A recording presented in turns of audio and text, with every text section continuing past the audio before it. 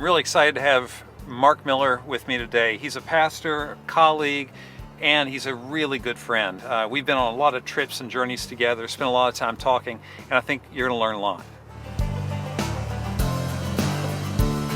Hey, Mark. Hey, Tom. How you doing?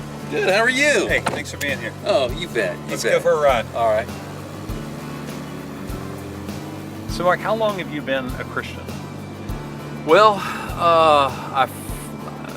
I want to say my whole life, but that's probably not accurate. I went to church when I was young. I think I came to grasp the basic understanding of the gospel when I was about 14, 15 years old. So that would make about 100. Yeah. About 40 years almost.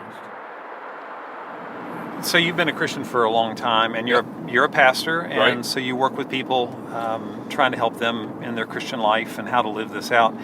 Right.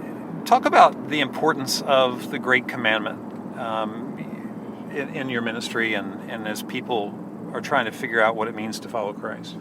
Well, people often struggle to understand the whole message of the Bible in great detail, and there are a lot of different aspects of Christian theology that people sometimes wrestle over and even argue and debate over. But the one piece that everybody can get, because it's so sweeping and so profound, is love the Lord your God with all your heart, mind, and strength, and love your neighbor as yourself. Yeah.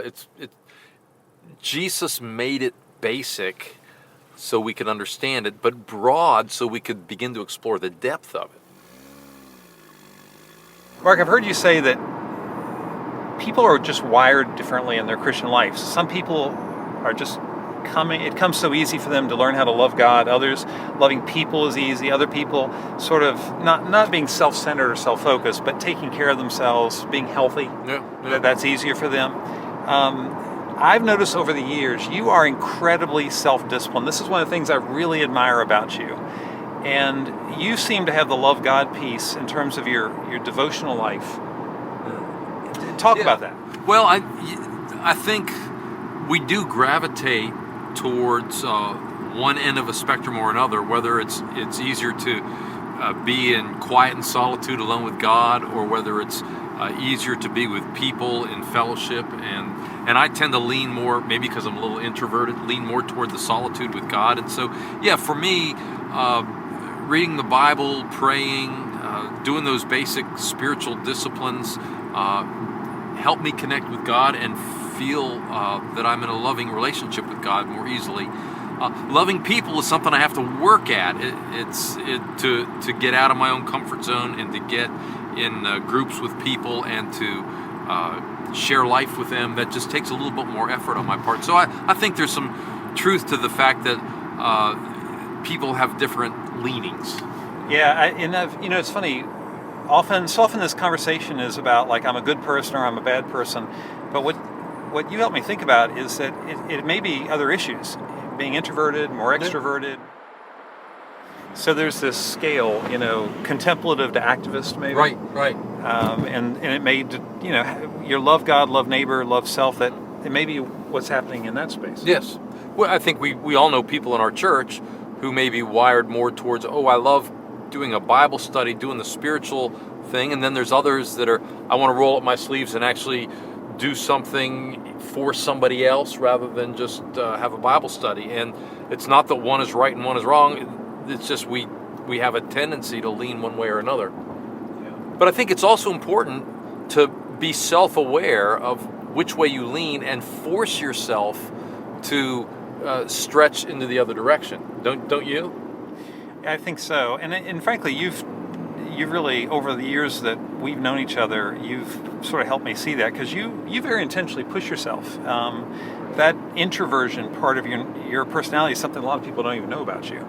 But you intentionally work on that, and so that you really do have relationships with a lot of people. Right. And I think I also think that it's even more particular in that sometimes certain relationships have a season where they're a struggle. Sometimes a marriage can enter into a season where it's in a struggle, or a relationship with a child. Yeah. So I recall a time years ago when you were really struggling with your relationship with your son. Sure. And you described it to me that you felt sort of a calling to do something about that. Yeah. Was that out of this life of prayer and the time you were spending with the Lord? Partially. Yeah, my son, when he was a teenager, being a preacher's kid, I'm sure that was not easy. The church was really growing, so I was spending a lot of time on the church, and my relationship with my son was very strained. Frankly, I didn't like him. Well, I was gonna say, but you two couldn't be any more dissimilar at that time in his life. Yeah. I mean, he was skateboards, and you were like, "Why can't you play baseball?" And he had purple hair. Yeah, And so which was hard for you. Yeah. Because to my knowledge, you've never had purple hair. Well, what was funny now was I was embarrassed being seen with him, and I found out he was embarrassed being seen with me. So don't you think that God did that on purpose? Don't you? Yeah. I mean, don't you sort of feel like the Lord going, "I know just the boy for you"? Yeah, and I think, Tom, you're really hitting on an important principle. I think a lot of times it's the people we struggle most to love that relationship, that difficulty in the relationship, is often the one where we receive the most gifts in the long run. Yeah. It's as though because they push us and pull us the most. yeah. I sometimes believe, and maybe this isn't the easiest thing to grasp, but I believe that love is a skill we develop, not a feeling we feel. I think that's exactly right. And so developing the skills of love are learning how to do certain things and do them well, just like any other skill. So you started into a regime with him, with your son, Yeah. where you guys went to dinner. Right. And you made him do this. Right. I said, we're going to have dinner. The one thing we had in common, we like Mexican food. So we're going to meet together at 6 o'clock every Monday for Mexican food. Okay. And I Just remember him and me. the very first time you did this, I was like, you're going to do this. And I was so impressed that you had this heart for your son, that you wanted to do this. And I remember calling you on Tuesday morning and me saying, "Hey, how did it go last night?" And you just said, I said, "What did y'all talk about?" And you said, "We didn't talk," right? Like, did you just sit there? I'd ask him questions and get one-word answers. It was hard, and I had to resist the temptation not to lecture, not to correct, but just to get to know him. But over the course of time, it got easier, it got better. And was that the skill, when you said that love is a skill we develop, was that the skill you developed? I think so. And I think also it was sticking with it long enough so that my son realized, we're going to have to keep doing this every single Monday, so I might as well start engaging. I think he didn't engage initially because he thought, Dad's just on a kick. After a couple of weeks, he'll stop doing this, and it won't matter. How long did you all do that? Oh, we did it until he got out of school. In fact, actually, he went to school at George Mason and commuted from Widewater, so we were still doing it for a while when he was still in college. So we did it probably 4 or 5 years. So you all had dinner every Monday from the time he was about like a junior in high school until he was coming back on Mondays from college to have dinner with you. Several years. Oh, it's amazing. Yeah. That's amazing. It actually got to the point where we were looking forward to it, but that took a while. But had you focused on the feeling, you wouldn't have lasted more than, 2 weeks? Monday'd come along and I'd say, oh gosh, I got to go have dinner with my son. But then after a while, it got to the point where, I get to go have dinner with my son.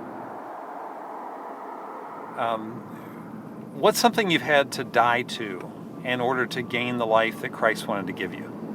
I've had to die to my need to control outcomes because I'm a person that likes to control outcomes, and I realize I can't always control that. I can only control the processes or what I do in a circumstance. I can't control what the outcome is.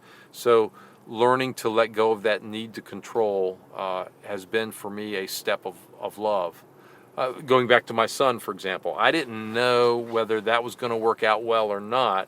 I had to hope that it would, pray that it would, work that it would, but not know for sure. I had to let go of that control. Right. And that actually took some of the pressure off so that I could just relate to my son. Just be in the moment. I didn't have to change his hair color. I didn't have to change his skateboarding habits. I didn't have to change who he hung around. I just had to learn to love him. Because that's what's on you. Right. The chapter title, Emulate Christ, invites us to think about how to love Jesus consistently and love like Jesus loved consistently. Right. So any last bits of advice? I'd encourage people to think about this idea that love is a skill we develop, not primarily an emotion we feel.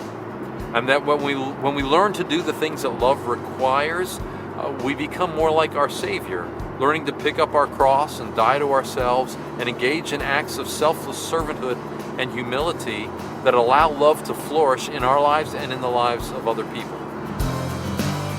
Hey Mark, thanks for your time today. I appreciate you sharing your stories and your insights. Thanks. Well, thank you. Yeah. Good to be with you. See you. All right, take care.